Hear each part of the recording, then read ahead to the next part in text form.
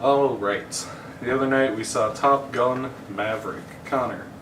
Grant. What is the plot of Top Gun Maverick? Tom Cruise plays Maverick, a pilot who's really, really good at being a pilot. And he's tasked with teaching a bunch of the best pilots in the world, how to do this one run to try and destroy a target in foreign country that they don't mention. And then he teaches these kids how to fly jets really good, and then they fly jets really good, and then there's a really heterosexual scene where they all play football, and football, yeah. And that's about it, yeah.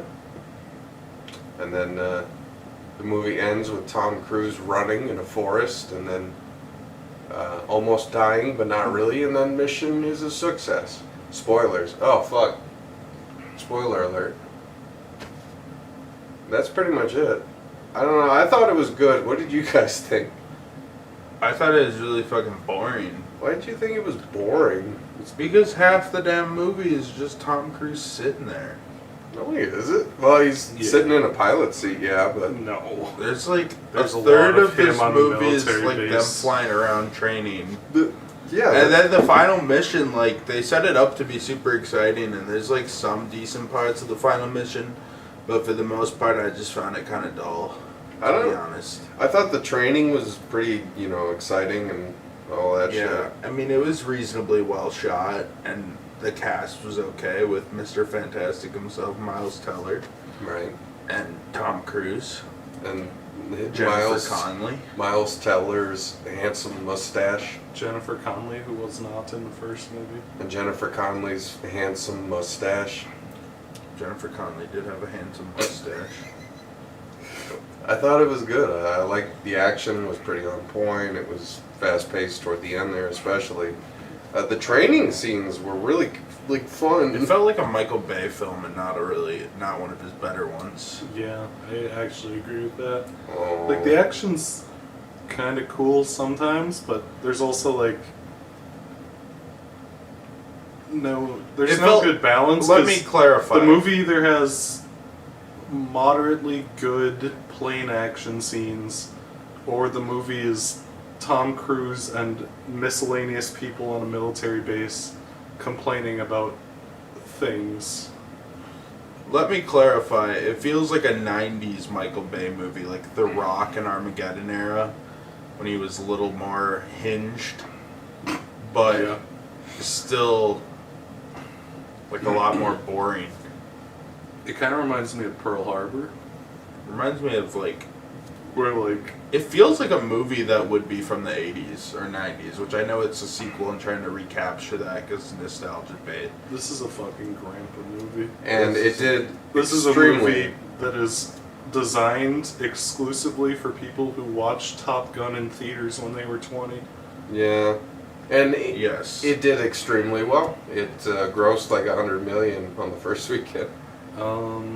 Yeah, it's People are enjoying it. I think the weirdest part of the movie is that Miles Teller is the secondary main character. He's the son of the guy that Tom Cruise got killed in the first movie. Right. Hughes. And Miles Teller plays Rooster. And there's no emotional core. Like, the movie at first, I think they had some kind of rewrite issue, because at first the movie is like he's mad at you for killing his dad and he'll never be able to forgive you. But then it turns out that they already worked past that off screen, and he did forgive him like ages ago, but then Tom Cruise got scared of him dying in a plane crash and didn't let him join the military, and that's why they hated each other.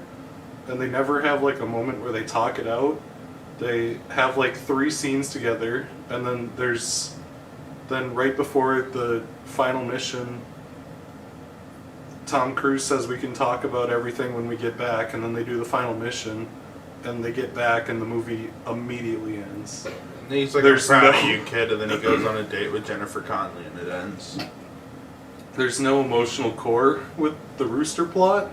They barely interact. They interact for like maybe 3 or 4 minutes total. And you'd think for a movie which is 90% of them just sitting around talking, you could have done something. I also thought it was kind of annoying that they're like, half of you guys are going on this mission and half of you guys aren't. And instead of establishing like a core cast of these like 12 people, it's like super fucking obvious who's going on the mission and who's not. So it's not all the there's ones any that go drama there. all the ones that are even remotely important are introduced right away, while all the others are remain nameless and only shot in blurred background. They're like, I'm Rooster, I'm Hangman, and they're like, why do they call you Hangman? Even though we all know why you're called Hangman, because we're all like friends. And then he's like, because I always leave my friends hanging.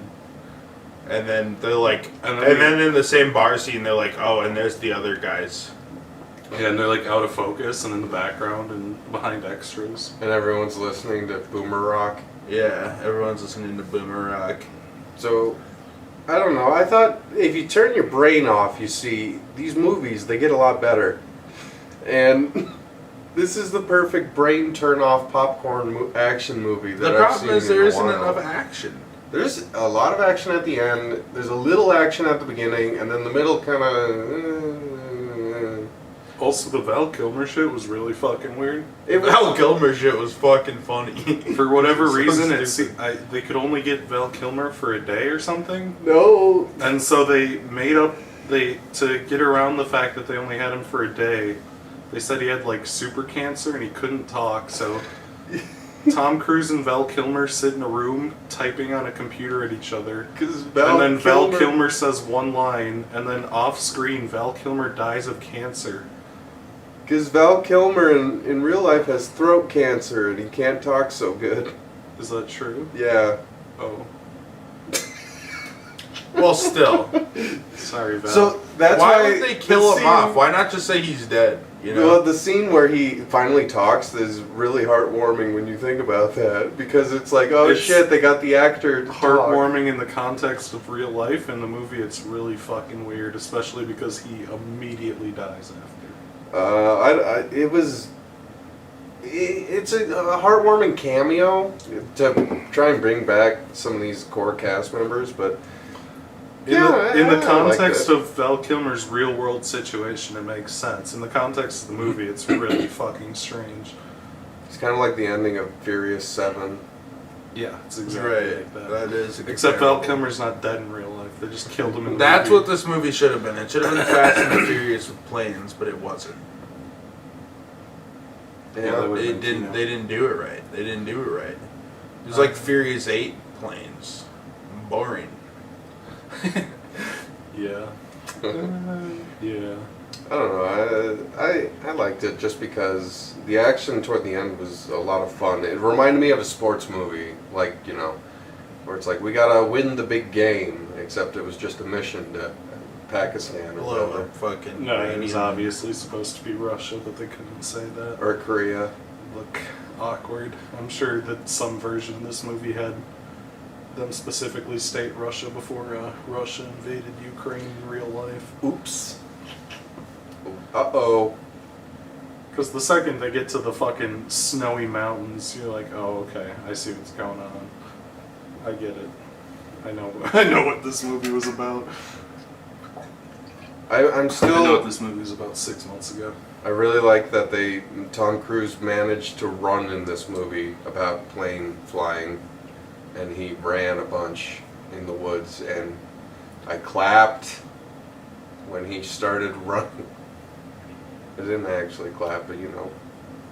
I don't know. I thought it was Is good. Jennifer Connelly supposed to be the same girl from the first movie? Is she I not? think so. Jennifer Connelly was like 'Cause I know the 10 girl- when the first movie came out. I know the girl who played the...